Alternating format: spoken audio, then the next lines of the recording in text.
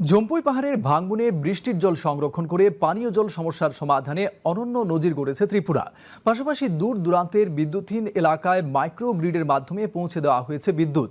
গত 29 মার্চ মন কি বাত অনুষ্ঠানে প্রধানমন্ত্রী নরেন্দ্র মোদী এর উল্লেখ করেছেন।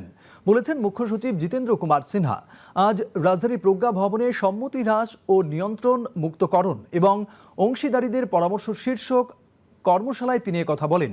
কর্মশালায় বিভিন্ন বিষয়ের উপর আলোচনায় অংশ নেন শিল্প বাণিজ্য, রাজস্ব, উচ্চশিক্ষা, অর্থ, শ্রম সচিব ছাড়াও কলকাতা IIM এর ডিন অধ্যাপক সুমন্ত বসু, পীযূষ দোষী প্রমুখ। গত এক বছরে রাজ্যে ভূমি, নগরোন্নয়ন, শ্রম, আইন, স্বাস্থ্যসহ বহু বিভাগ ও গুরুত্বপূর্ণ ক্ষেত্রে ব্যাপক সংস্কার সাধন হয়েছে। ঐক্যবদ্ধভাবে কাজ করার স্বীকৃতি হিসেবে ত্রিপুরা এই সাফল্য অর্জন করেছে বলে জানান মুখ্য সচিব।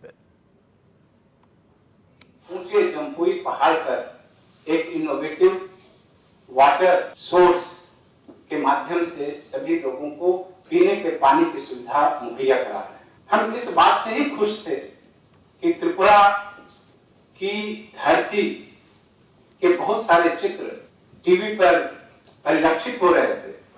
अभी हम उससे उभर भी नहीं पाए थे। 4-5 मिनट के बाद ही दूसरी बार चर्चा और दूसरी बार भी एक इनोवेटिव प्रैक्टिस की चर्चा हुई। वो यह था कि दूर दराज इलाकों में हम लोग कैसे पावर सप्लाई कर रहे हैं, कैसे कर रहे हैं, माइक्रो ग्रिड के माध्यम से कर रहे हैं।